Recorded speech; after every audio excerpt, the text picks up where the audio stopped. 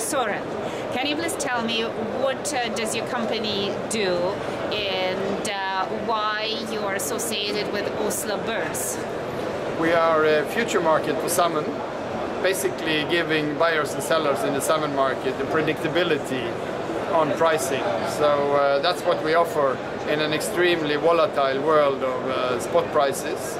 We give buyers and sellers foreseeability and able to do contracts with lower risks, basically, is what the option is. Who are your customers?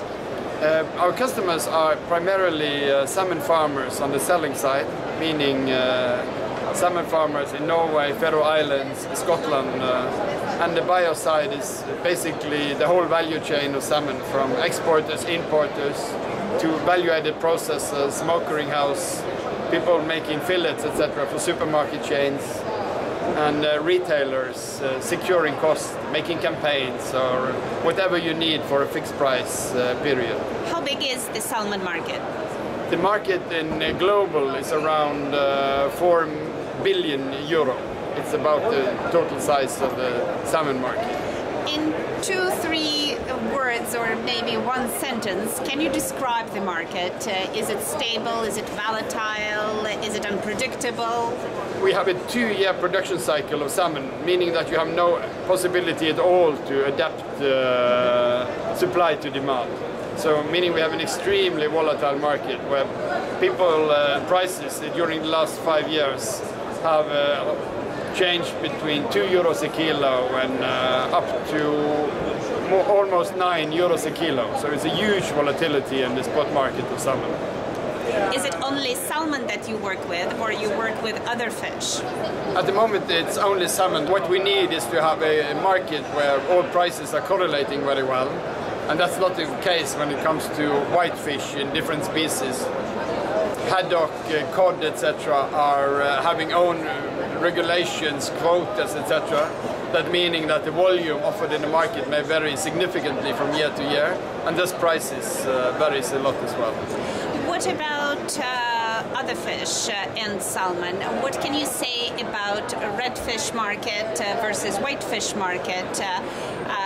Do we see a war coming up, or there is no competition with the markets? One thing that has been studied very carefully is actually the consumer behavior. And it's documented very well that if the housewife has written salmon on the sheet of today's to-do list, she doesn't swap very easily. If she has written cod or something, she very easily can swap to another quite similar fish. So there seems to be quite a strong swapping reluctancy when it comes to shopping habits from consumers.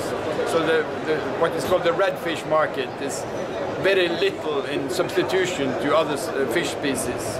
More poultry and red meat, etc. are more significant competitors.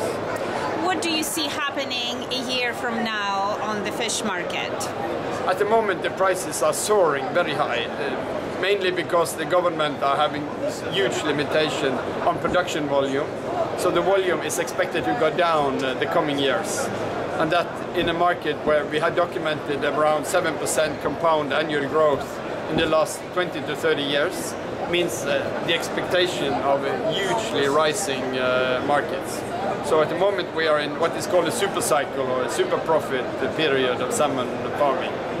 So how do you help your customers hedge their risks on such market? We have a future market where you can go on the screen and you can find, like on any other exchange for commodities, a buyer and seller side, where you can actually post your bid and offer and get the contract as a future contract for the selected period. If it's second half this year or year 2017 contract, every period can basically be traded at the exchange.